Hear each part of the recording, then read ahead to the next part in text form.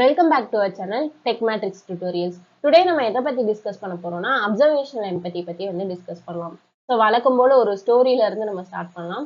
இப்போ ஒரு யூசர் இருக்காரு, ஒரு சிஸ்டம் இருக்கு, ஓகேவா? ஸோ அஸ் யூஏ யூஎக்ஸ் டிசைனரா நம்ம என்ன பண்ணுவோம், யூசருக்கு இந்த அப்ளிகேஷன் கரெக்டா யூஸ் ஆகுதா, அவரால் யூஸ் பண்ண முடியுதா, ஸோ அவரோட தேவை என்ன, அவரோட ஸ்ட்ரகிள் என்ன, ஸோ இந்த மாதிரிலாம் நம்ம ஃபேஸ் பண்ண கண்டுபிடிக்கிறது தான் என்ன அப்படின்னா யூஎக்ஸ் டிசைனர். இது மூலியமா நமக்கு என்ன பண்ணலாம்னா நம்மளோட அப்ளிகேஷனை இன்னும் நல்லா இன்ட்ராக்டிவா நம்மளால கொண்டு போக முடியும். சரி, இந்த அப்ளிகேஷனை எப்படி கண்டுபிடிக்கலாம், அதான் இந்த யூசருக்கு இதுதான் தேவை அப்படிங்கறத எப்படி கண்டுபிடிக்கலாம் அப்படின்னா அவர்கிட்ட டைரக்டா போய் கேட்கலாம், இன்டர்வியூஸ் எடுக்கலாம், அண்ட் நம்ம இந்த மாதிரி அப்சர்வேஷன் பண்ணலாம். ஸோ இந்த இடத்துல நம்ம பார்க்க போறது என்ன அப்படின்னா அவர்கிட்ட டைரக்டா போய் கேட்க மாட்டோம், உங்களுக்கு என்ன பிரச்சனை அப்படிங்கிறத டைரக்டா கேட்காம அப்சர்வேஷன் பண்ணுவோம் அவரை.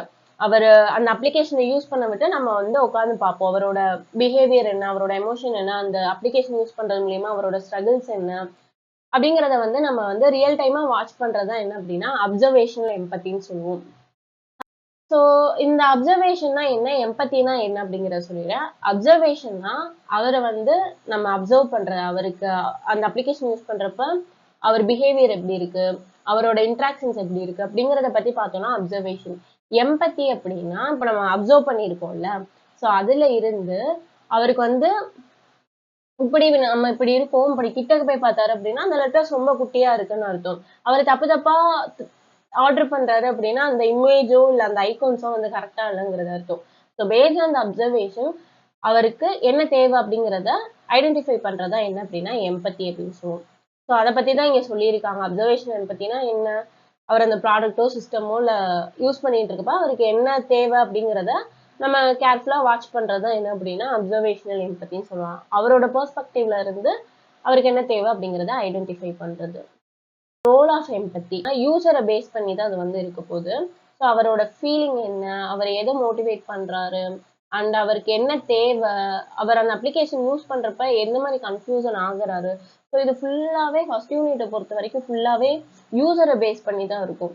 யூசரை பேஸ் பண்ணி அவருக்கு என்ன தேவைங்கிறத ஐடென்டிஃபை பண்றோம். அந்த ஐடென்டிஃபை பண்ணதை வச்சு நம்ம எப்படி ப்ராப்ளம் சால்விங் பண்றோம் அப்படிங்கிறத பேஸ் பண்றது அந்த first unit. So repeated contents தான் நமக்கு இருந்துகிட்டே இருக்கு. ஸோ ஜஸ்ட் நீங்க ரீட் பண்ணீங்க அப்படின்னாலே அண்டர்ஸ்டாண்ட் ஆகுற கான்செப்ட்ஸ் தான் எல்லாமே. அப்சர்வேஷனல் எம்பத்தி பத்தி பார்த்தோம்னா இது ஏன் இம்பார்ட்டன்ட் அப்படின்னா அது யூசரோட ஹிடன் ப்ராப்ளம்ஸை கண்டுபிடிக்கலாம். நம்ம முன்னாடியே சொல்லியிருந்தோம்ல, இன்டர்வியூஸ் மூலியமா அவரை நம்ம கேட்க மாட்டோம், அவருக்கு தெரியாமலே நம்ம கண்டுபிடிச்சிருவோம். அதுக்கடுத்து நம்மளா ஒரு அசம்ஷன், யூசருக்கு இதுதான் தேவை அப்படின்னு சொல்லிட்டு நம்மளா ஒரு அசம்ஷன்ல அந்த ஆப்பை கிரியேட் பண்ணக்கூடாது. அவரோட ரியல் வேர்ல்ட் பிஹேவியரை பேஸ் பண்ணி நம்ம இது பண்ற மாதிரி இருக்கும். அஸ் யூஸ்வல் மேல சொன்னதே தான், யூசரோட எமோஷன், யூசரோட ஃப்ளோ என்ன, லே அவுட்ஸ் இப்பெல்லாம் வச்சா நல்லா இருக்குமா, டிப்போகிராஃபி இந்த மாதிரி ஃபாண்ட்ஸ் யூஸ் பண்ணா நல்லா இருக்குமா, எந்தெந்த சைஸ்ல வைக்கணும், ஸோ இந்த மாதிரிலாம் நம்மளால இது பண்ணிக்க முடியும். அண்ட் யூசபிலிட்டி நல்லா இருக்கும். ஸோ நேவிகேஷன்ஸ்லாம் நல்ல இடத்துல வைக்கலாம். ஸோ இந்த மாதிரி தான். ஸோ இது மூலியமா நமக்கு நேச்சுரல் ஹியூமன் பிஹேவியரை பத்தி நம்மளால அண்டர்ஸ்டாண்ட் பண்ணிக்க முடியும். நெக்ஸ்ட் மெத்தட் பார்த்தீங்க அப்படின்னா மெத்தட் ஆஃப் அப்சர்வேஷன் எம்பத்திஸ். என்னென்ன மெத்தட்ஸ் இருக்குன்னா conceptual inquiry, shadowing, fly on the wall observation, task analysis. So பேர்லேயே ஈஸியாக கண்டுபிடிச்சிடலாம் நம்ம இதெல்லாம். கான்செப்சுவல் என்குவரிஸை பொறுத்த வரைக்கும் அவரை போய் பின்தொடர்ற மாதிரி, அவர் அந்த அப்ளிகேஷன் யூஸ் பண்றப்ப அவர் வீட்டுக்கே போய் செக் பண்ணலாம், ஆஃபீஸ்ல போய் செக் பண்ணலாம், இல்லை ஹாஸ்பிட்டல்ல பேஸ்ட் அந்த ஆப்பை பொறுத்து நம்ம அவரோட என்விரான்மெண்ட்ல போய் நம்ம செக் பண்ணலாம். இப்போலாம் சோஷியல் மீடியா இன்ஸ்டாகிராம்லாம் வீட்டில் தான் வச்சு யூஸ் பண்ண முடியும். இதே மைக்ரோசாஃப்ட் எக்ஸல் இந்த மாதிரி ஆப்லாம் ஆஃபீஸ்ல போய் தான் யூஸ் பண்ண முடியும். ஸோ ஹாஸ்பிட்டல் ஆப்னா ஹாஸ்பிட்டல். ஸோ இந்த மாதிரி அவருக்கு ஏற்ற என்விரான்மெண்ட்ல போயிட்டு நம்ம செக் பண்ற மாதிரி இருக்கும். ஓகேவா? அண்ட் பார்த்தோம்னா ஷேடோயிங்னா அந்த த்ரூ அவுட் த ஆப் அவர் எப்படி யூஸ் பண்றாரு அப்படிங்கிறத பத்தி பார்த்தோம் அப்படின்னா ஷேடோயிங். அப்படியே டாஸ்க் அனாலிசிஸ்க்கு வந்தீங்கன்னா ஸ்பெசிஃபிக்கான ஒரு இது, இப்போ சைன் அப் பேஜ் இருக்கா, சைன் அப் பேஜ் மட்டும் செக் பண்றது, புக்கிங் டிக்கெட்டை புக் பண்றதா இருக்குதா, ஸோ அப்போ அந்த இதை மட்டும் பாக்குறது. ஸோ இதுதான் டாஸ்க். ஷேடோயிங்னா ஃபுல்லா நம்ம பாக்குறது. ஃப்ளை ஆன் த வால் தான், என்ன எங்கேயாச்சும் தூரமா கூட்டிட்டு போறியா அப்படின்னு சொல்ற மாதிரி அவர் அங்க வச்சது நம்ம தூரத்துல இருந்து அவரை அப்சர்வ் பண்றதா என்ன அப்படின்னா ஃப்ளை ஆன் த வால். ஓகேவா? ஸ்டேஜஸ் ஆஃப் அப்சர்வேஷனல் எம்பத்தி. இது ஃபர்ஸ்ட் நம்ம ப்ரிப்பேர் பண்ணணும். அப்புறம் ப்ரிப்பரேஷனா உங்களுக்கே தெரியும், நம்ம டார்கெட் யூசர் யாரு அப்படிங்கிறத ஐடென்டிஃபை பண்ணணும். அப்புறம் நம்மளோட டாஸ்க் என்ன அப்படிங்கிறத இது பண்ணணும். அப்புறம் செலக்ட் அப்சர்வேஷன் போன தடவை பார்த்துருந்தோம்ல, ஒரு ஒரே ஒரு மாடியூலை மட்டும் டெஸ்ட் பண்ண போறோமா இல்லை மொத்தமா டெஸ்ட் பண்ண போறோமா இந்த மாதிரி என்ன அப்படிங்கறத வந்து மெத்தடை சூஸ் பண்ணும். அடுத்து ப்ரிப்பரிங் டூல்ஸ் பார்த்தோம்னா நம்ம நோட்டு வந்து எடுக்கணும். அப்புறம் கேமராஸ் அவங்க வந்து அவங்களோட எமோஷன்ஸ் எல்லாத்தையுமே கேப்சர் பண்ற கேமராஸ் தேவைப்படும். செக்லிஸ்ட் வந்து யூஸ் பண்ணலாம். அப்புறம் பார்த்தீங்கன்னா 2வது ஸ்டேஜ் வந்து அப்சர்வ் ஸ்டேஜ். அப்சர்வ் ஸ்டேஜில் நம்மளை வந்து அவங்கள டிஸ்டர்ப் பண்ணக்கூடாது. நம்ம வாட்டுக்கு உட்காந்து சைலண்டாக அவரை வந்து அப்சர்வ் பண்ணணும். அப்புறம் வந்து அவர் என்னென்ன டிஃபிகல்ட்ஸ் அப்புறம் அவர் கன்ஃபியூஷன்ஸ் இருக்கும்ல. இப்போ ஒரு பட்டனே இல்லை, லாகின் பட்டனே இல்லை அப்படின்னா நம்ம வந்து தேடுற மாதிரி இருக்கும். அந்த மாதிரி கன்ஃபியூஷன் டிலேஸ் எல்லாம் நம்ம வந்து நோட் பண்ணணும். எமோஷன் ரியாக்ஷன்ஸ் அப்படிலாம் அந்த கேமராஸில் கேப்சர் பண்ணணும். அப்புறம் ஐடென்டிஃபை அன்னெசரி ஸ்டெப்ஸ் எல்லாம் என்னென்ன பண்ணுறாரு அப்படிங்கிறத நம்ம வந்து அப்சர்வ் பண்ணணும். இதுக்கு அடுத்து நம்ம என்ன பண்ணுவோம் அப்படின்னா இன்டர்பிரட் பண்ணணும். அதாவது நமக்கு அவர் அப்சர்வ் பண்ணியாச்சு. இதுக்கு அடுத்து அவர் என்னென்ன ப்ராப்ளமை ஃபேஸ் பண்றாரு, எதை அதிகமாக ஃபேஸ் பண்றாரு, ரிப்பீட்டடா இது பண்ணுவாங்களா, அந்த மாதிரி பேட்டர்ன்ஸ் என்ன அப்படிங்கிறத வந்து இது பண்ணணும். அப்புறம் எம்பத்தி மேப்ஸ் கிரியேட் பண்ணிட்டு அப்புறம் அவரோட பெயின் பாயிண்ட்ஸ் என்ன அப்படிங்கிறத கண்டுபிடிக்கணும். இது வந்து அப்சர்வ் பண்றது மூலியமா நமக்கு என்னென்ன இன்ஃபர்மேஷன் கிடைச்சிருக்குங்கிறத இந்த இன்டர்பிரட். நெக்ஸ்ட் வந்து அப்ளை பண்ணணும். இப்போ எல்லாமே கிடைச்சிருச்சு, சும்மா இதை மட்டும் ரெக்கார்ட் பண்ணலாம் வச்சிருக்க கூடாது. அதை வந்து ரியல் டைமா நம்ம அப்ளிகேஷன் வந்து இம்ப்ளிமெண்ட் பண்றதா இந்த அப்ளை ஸ்டேஜ். அப்புறம் நம்ம யூஏ அப்டேட் பண்ணலாம். நேவிகேஷன்ஸ் ப்ராப்ளம் இருந்துச்சுன்னா அதை நேவிகேஷன்ஸ் இது பண்ணலாம். அப்புறம் யூசர் ஃப்ளோ வந்து ரொம்ப அதிகமாக யூஸ் பண்ற மாதிரி ஃபீல் பண்ணாரு அப்படின்னா அந்த யூசர் ஃப்ளோ வந்து சிம்பிளிஃபை பண்ணலாம். ஆக்சசிபிலிட்டி எல்லாராலையுமே ஆக்சஸ் பண்ற மாதிரி இருக்கலாம். ஸோ இந்த மாதிரி தான் நம்ம வந்து என்ன பண்றோம் அப்படின்னா ஒரு அப்சர்வேஷனல் எம்பத்தியை வந்து ஃபுல்லா ப்ராசஸ் பண்றோம். ஓகேவா?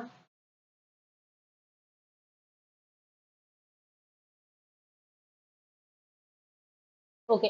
நெக்ஸ்ட் பார்த்தீங்கன்னா இதுக்குரிய எக்ஸாம்பிள்ஸ் பார்க்கலாம். ஃபர்ஸ்ட் எக்ஸாம்பிள் வந்து மொபைல் பேங்கிங் ஆப் யூஸ் பண்றாரு. ஒருத்தவர் வந்து ரொம்ப கொஞ்சம் எல்டரான யூசர்னு வச்சுக்கோங்க. வயசு கூட இருக்கிறவங்க. அவங்க வந்து பாஸ்வேர்டை டைப் பண்றதுக்கு வந்து ரொம்பவே கஷ்டப்படுறாங்க. ஸோ அப்போ வந்து நம்ம என்ன பண்ணலாம்னா பயோமெட்ரிக் லாகின் வைக்கலாம்.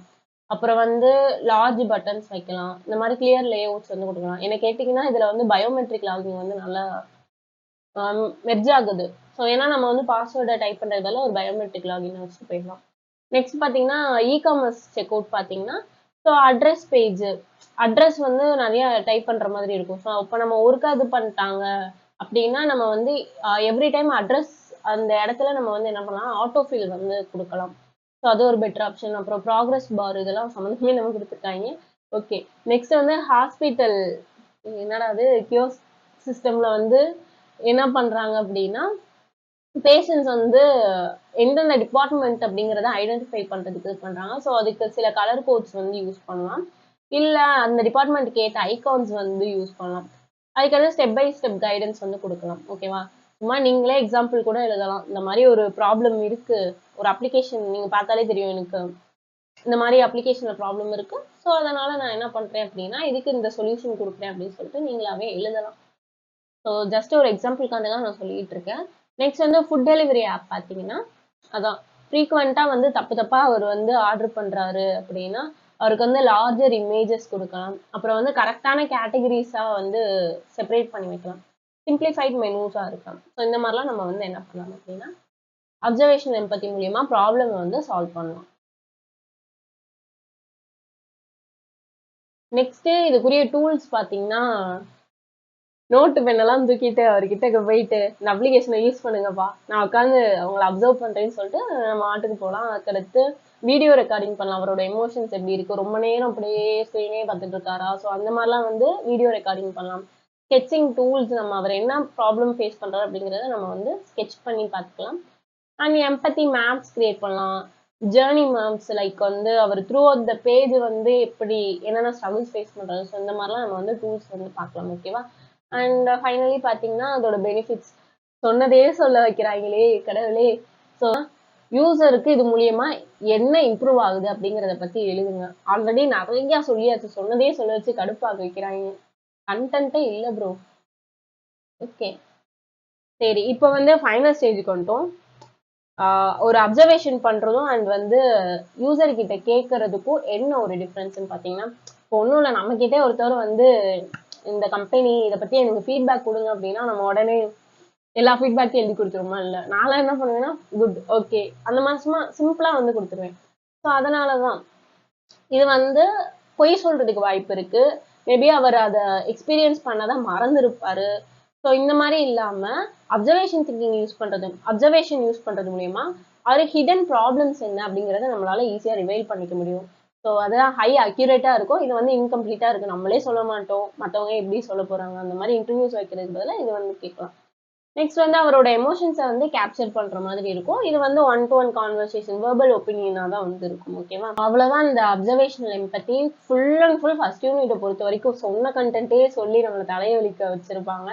ஸோ செகண்ட் யூனிட் வந்து நல்லா விஷுவலா இருக்கும். நான் ஒரு சில எக்ஸாம்பிள்ஸ்லாம் உங்களுக்கு ரியல் டைமா காமிச்சு எக்ஸ்பிளைன் பண்ணுவேன். ஸோ ஈஸியா இருக்கும் செகண்ட் யூனிட். ஃபர்ஸ்ட் யூனிட் தான் கொஞ்சம் இந்த அப்படியே அந்த வேர்ட்ஸ் எல்லாம் சொன்னதே ரிப்பீட்டடா அப்படி அப்படியே சொல்ல வச்சிருக்காங்க. ஸோ செகண்ட் யூனிட்டை பொறுத்த வரைக்கும் நல்லா இருக்கும். ஸோ தொடர்ந்து நம்மளோட வீடியோ பாருங்க.